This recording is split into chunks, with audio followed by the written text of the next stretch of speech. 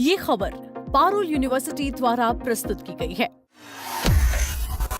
Doctor Mohammad Hussain साहब Iran से, Iran के सुप्रीम लीडर के आप रिप्रेजेंटेटिव हैं।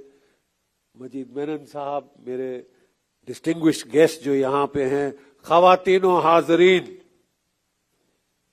देखिए हमारे मुल्क के बारे में इकबाल साहब बड़ी अच्छी सुंदर नज़म लिख गए थे और मैं आज उसको खास उसके कुछ चंद लाइनें आपको सुनाना चाहता हूं। मिस्र, रोम, यूना सब मिट गए जहां से, कुछ है हम में कि मिट सकती नहीं कभी हस्ती हमारी। सदियों रहा है दुश्मन दौरे जमा हमारा, सारे जहां से अच्छा हिंदुस्तान हमारा।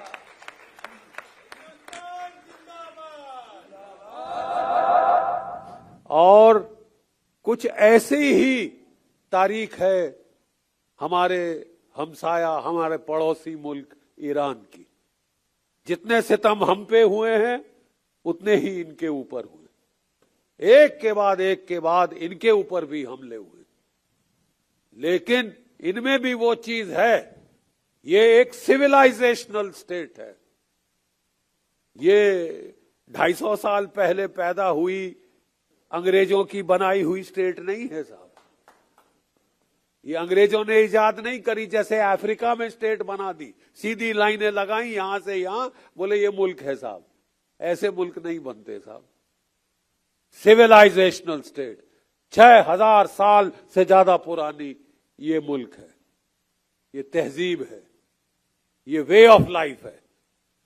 जब ये लड़ाई शुरू हुई, मैं टीवी पे जाता हूं, मैं मिलिट्री कमेंटेटर हूं, 37 साल में लड़ा हूं हिंदुस्तान की फौज में, और फौजी अफसर तो बहुत हैं, लेकिन बहुत कम कह सकते हैं कि मैं लगातार लड़ता रहा हूं साहब। 71 के युद्ध में हमको पहले झोंका गया था, 1 महीना पहले लड़ाई के हमको कमीशन दी। उस वक्त हमारी उम्रें थी डॉक्टर साहब 19 साल, 20 साल, 21 साल। मेरा एक साथी सेकंड लेफ्टिनेंट अरुण खेत्रपाल, परम वीर चक्र, 21 वर्ष की आयु पे शहीद हो गया लड़ाई के मैदान जंग में। 5 दुश्मन के टैंक बर्बाद किए। जब तीसरा टैंक बर्बाद किया, उसके टैंक को आग लग गई, दुश्मन का गोला उस पे फटा, आग लग गई, खून आना शुरू हो गया। उसको बोला, अरुण तू टैंक खाली कर दे, तू मर जाएगा, खाली कर टैंक, छोड़ दे टैंक।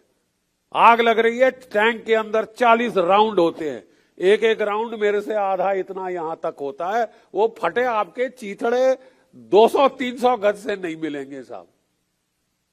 तो वो पता क्या बोला, खून पहुंच के बोला, मेरे टैंक की गन चल रही है, टैंक में आग लग गई तो क्या हुआ, मैं नहीं छोड़ूंगा इस दुश्मन को।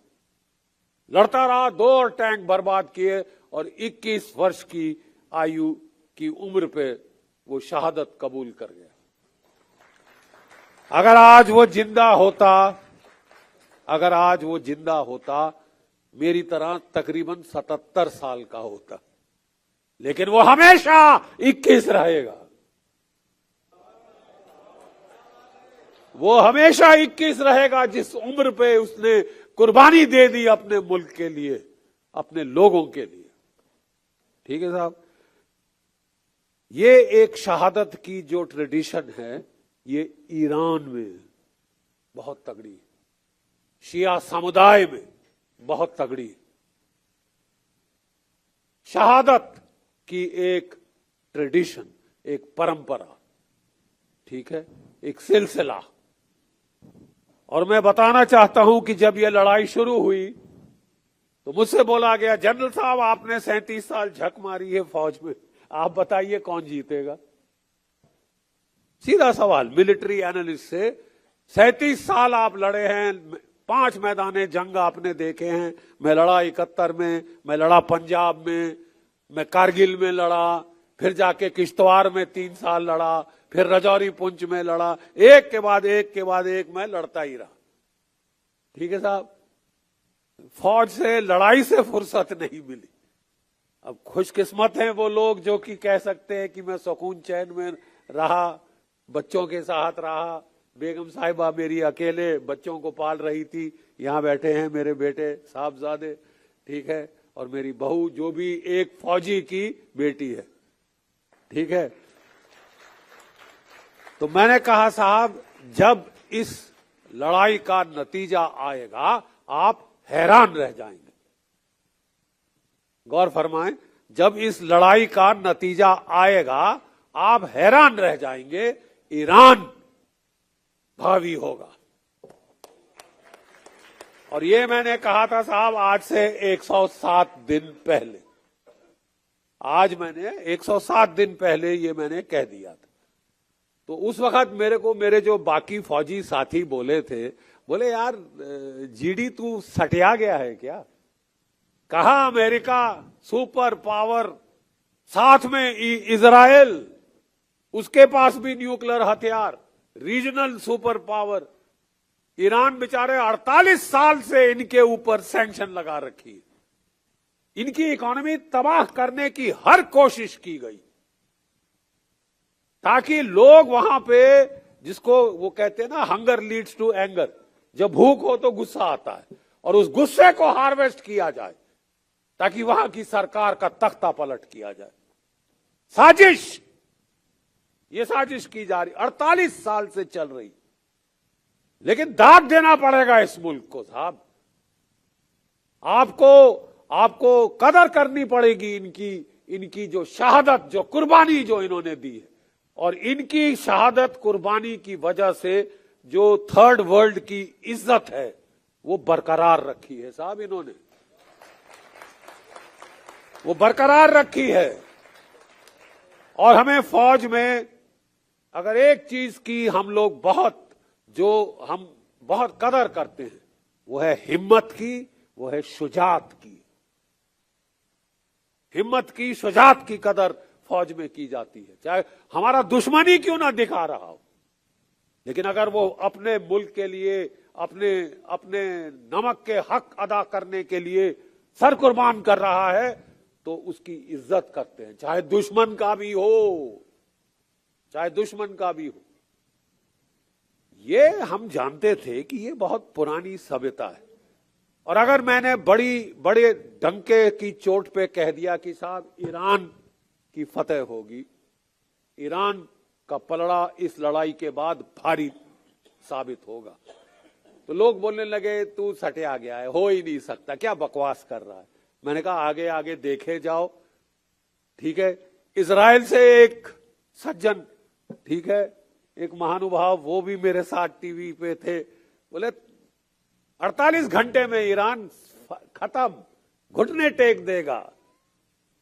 अयतुल्लाह खुमैनी साहब को मार डाला, 80 साल की उनकी बेचारी बेगम को मार डाला तुमने, उनके बेटे, उनकी बेटी, उनकी बहू को मार डाला। मेरी भी बहू यहां बैठी है, इसका लड़ाई से क्या सरोकार? अब औरतें बच्चे मार रहे हैं और उसके बाद टार्जन, बुंडोलो, क्रीग मने औरतें 168 बेटियां मार डाली। अबे लानत है तुम पे, चुल्लू भर पानी में जाके डूब के मर जाओ। लानत है तुम पे, तुम बच्चियां मार रहे हो, तुम हारोगे क्योंकि तुम गुनाह कर रहे हो। उस मालिक की नजरों में तुम गुनहगार हो, इंसानियत की नजरों में तुम गुनहगार हो तुम गुनहगार। अरे मासूम बच्चियों को कौन मारता है यार? हैवान ही है कोई जो उसको मारे, एक छोटी सी बच्ची को मार डालेगा। तुमने एक नहीं मारी साहब, 168 मारी है मिनाज में, और वो तो एक जगह थी, वो तो एक जगह थी। मैं आज आपको इस जंग के कुछ जो नुक्ते हैं वो समझाना चाहता हूं एक फौजी अफसर के तौर पे, ठीक है साहब। जब ये लड़ाई शुरू हुई मैंने किस बुनियाद पे कहा कि अमेरिका नहीं जीत सकता? एक मैथमेटिकल इक्वेशन हमारे ना, ये देखिए यहां पे जीरो का इजाद हुआ था इस मुल्क में। यहां से ईरान गया, ईरान से अरब गया, अरब से यूरोप गया, और अमेरिका वगैरह, उन्होंने सारा मैथमेटिक्स हम लोगों से सीखा है, सारा मैथमेटिक्स हम लोगों से सीखा है। तो मैंने कहा साहब, जब अमेरिका ने इराक पे हमला किया था, इराक ईरान से 1/4 गुना छोटा है। इराक सपाट समतल रेगिस्तान है, वहां कहीं भी लेके टैंक लेके चढ़ जाओ। ईरान इराक से 4 गुना बड़ा है, नंबर 1। ठीक है साहब, ईरान इराक से 4 गुना ज्यादा बड़ा है, और पहाड़ ही पहाड़ हैं, एल्बर्स, ज़ाग्रोस, और जो समुद्र तट है हॉर्मुज के ऊपर, वो सारी चट्टाने हैं, रेत नहीं है साहब। वो चट्टान पे हमला करने बड़ी बड़ी फौज के फाख्ते उड़ जाए, और 48 साल से ये लोग तैयारी कर रहे हैं इस जंग की।